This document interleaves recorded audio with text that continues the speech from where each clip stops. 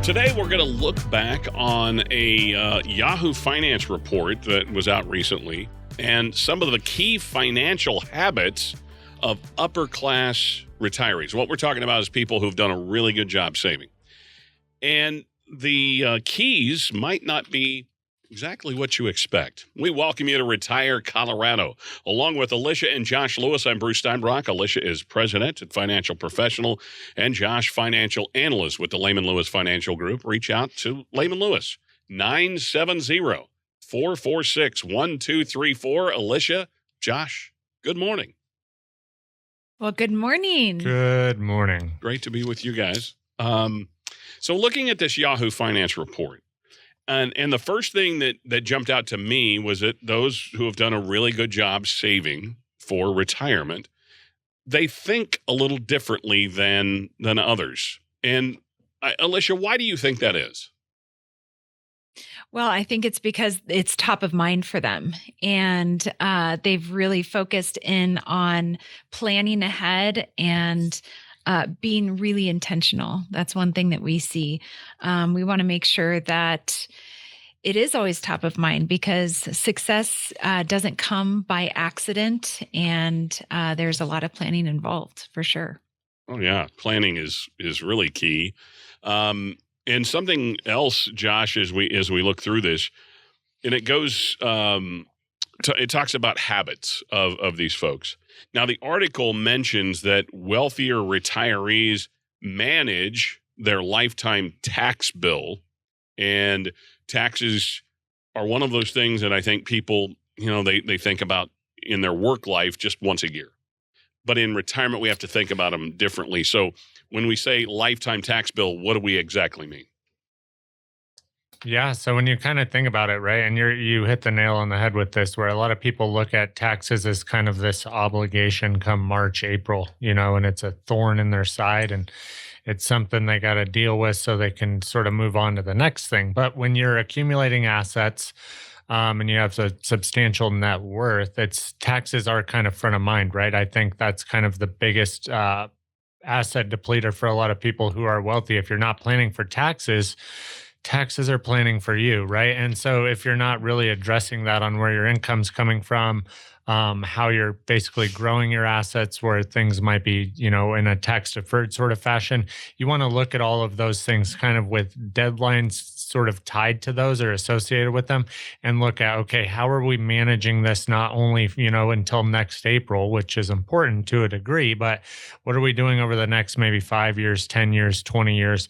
And then how are we actually leaving those assets to our beneficiaries, like our kids or, grandkids, or however you want to structure that. So we're really actually looking at kind of this total bill over the course of our entire lifetime and looking at how do we minimize sort of those outflows to the IRS so that we can maximize how much in terms of assets we're going to leave to our loved ones or maybe some charities, things along that line. Well, I think it's important to keep in mind that this isn't something that you wait to plan until you're retired. There's a lot of ways that you can plan for that prior. And I think a lot of times people are like, oh, well, I can't do much. My hands are tied because most of my retirement planning is going into my 401k. Well, even that's where we're looking at people who are 5 to 10 years from retirement. We're still looking at how their 401k is positioned. And that's where we might say, hey, let's shift how you are contributing to your 401k. Maybe we recommend that goes more into the Roth bucket, right? And so, I was just talking to somebody the other day that, they kind of are in that, accumulation phase where they're about 8 years from retirement. And so they were like, what? We've just been saving in the 401k and it just is what it is. And we're like, no, let's look at the options that you have within your 401k. And there were so many incredible options that they didn't even know about because they hadn't really sat down and looked at it recently because there were some changes and they had Roth available within their 401k. So that's where we kind of looked at how they were positioned and said, hey, why don't you kind of shift your contributions here so that you can take advantage of some of that tax planning now before you're in retirement and then you have to pay taxes on that to do some conversions. So we were able to kind of get them ahead of that. And I think, it's never too early to plan. And that's what we do in here is help you position yourself not only for a better today, but also for a better future. And speaking of a better future, you should get your copy of Peace Out, Retire into Your Go-Go Years. It's the book that Alicia and Josh offered right here, page 21. It talks about taxes and the responsibility that you have to yourself about planning for taxes in retirement. Again, it says, what we mean is tax planning extends beyond filing taxes in April. And just talks all through that. In fact, it's about 15 pages long on taxes. Now, the book is a little over 120 pages. So get your copy of Peace Out, Retire into Your Go-Go Years by calling and requesting it as part of the Retire Colorado Toolkit, 970-446-1234. Or you can text the word KIT, K-I-T, to 970-446-1234. This is Retire Colorado with Alicia and Josh Lewis. I'm Bruce Steinbrock. And by the way, we hope you will tune in to the YouTube channel. You can, listen to parts of the show. You can follow us on Facebook. And as we do the show, record it each week, you can watch along, all kinds of fun ways to interact with Alicia, Josh, and the Lehman Lewis team. Now, another part of retirement planning, Alicia, that the folks at the Yahoo Finance Report talks about is legacy planning. And now, this isn't something that everybody runs to the front of the line and says, hey, let's start talking about when we're not here. But what does legacy planning look like in practice when you do it well? So there's a lot that goes into legacy planning, and it's not just the actual technical piece of maybe looking at if your trusts or wills are set up properly and funded properly, that you have the correct beneficiaries. And I say correct beneficiaries because you'd be surprised how many people forget to change their beneficiaries if something happens, like a divorce or a death or something like that, because there's a lot that goes into that just emotionally. So those things get missed.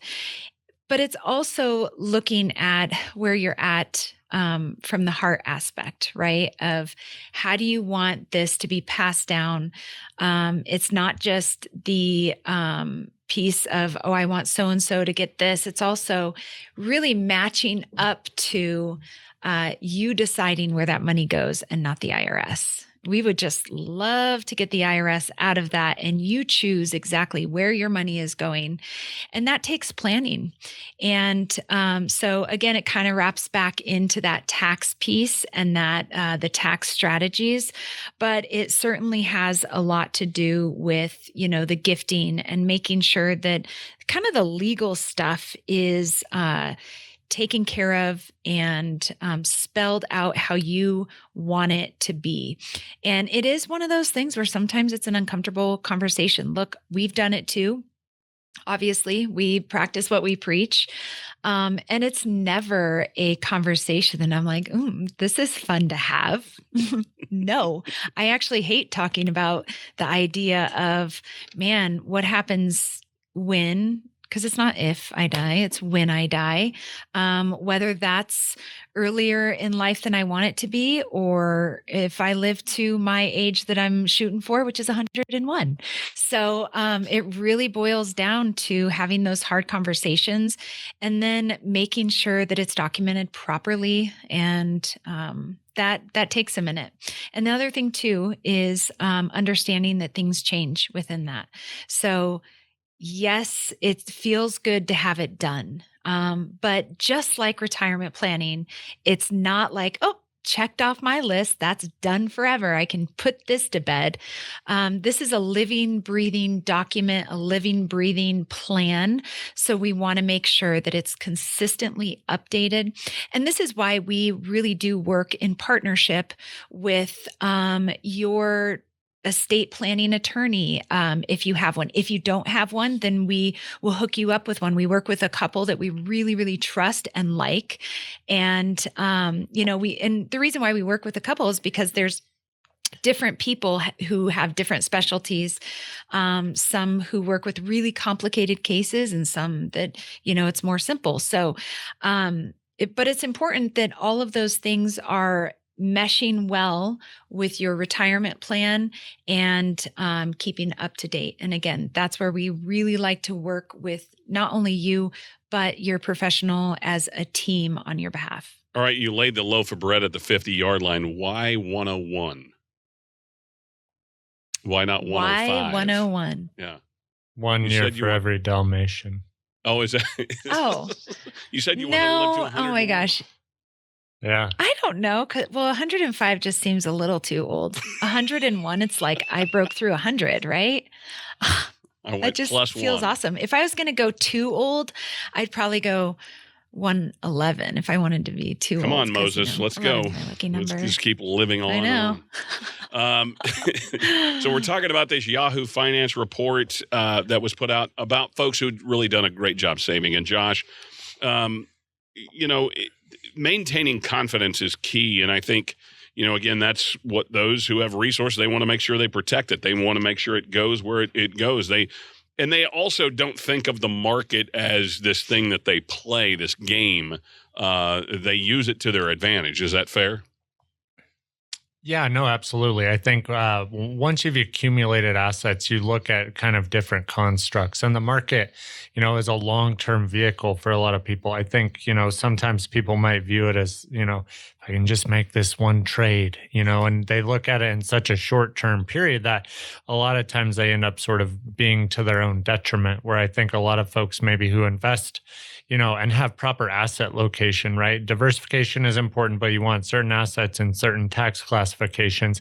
And then you look at that and you're not worried about, hey, what did the market do in the afternoon trading session? You're looking at it going, what's, the prognostication for the next 5 years, 10 years, 20 years from now? And you really sort of structure your asset allocation based on kind of those longer term objectives rather than just, I'm one trade away from whatever it might be. And I think that's really kind of where that successful piece comes into play, is just looking at those longer term trends and saying, hey, I'm going to participate in this, but I'm going to do it with the intention of participating for a long period of time. So, folks, the old adage is the best time to plan was, I don't know, maybe 10 or 20 years ago. The next best time is right now. Get off your duff and don't procrastinate. Because, again, we're talking about the rest of your life and a relationship that will last the rest of your life, maybe to the ripe old age of 101, like Alicia wants to achieve. Reach out to the Lehman Lewis team, 970-446-1234, and we have more Retire Colorado right after this.